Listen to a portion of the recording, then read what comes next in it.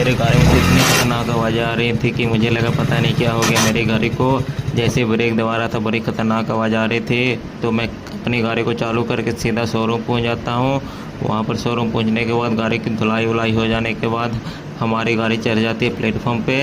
ये देख लो, इसे हम अपने शब्दों में प्लेटफॉर्म कहते हैं। इसमें से गाड़ी के सारे पार्ट पुर्जे खोलने के बाद ये देखो हमारी गाड़ी के सारे पार्ट पुर्जे खुल के चुके हैं। ये देखो इतने पार्ट पुर्जे खुलने के बाद मैंने कहा भैया ये क्या कर रहे हो? तो भैया ने कहा कि ये सब तो खोलना पड़ेगा, तभी तो गाड़ी तुम्हारी बन के रेडी होगी। ये देखो सारे भैया सारा काम धाम कर रहे हैं। पिछले टायर कंप्लीट हो गया, आगे का पूरा प्रोसेस करने के बाद गाड़ी बन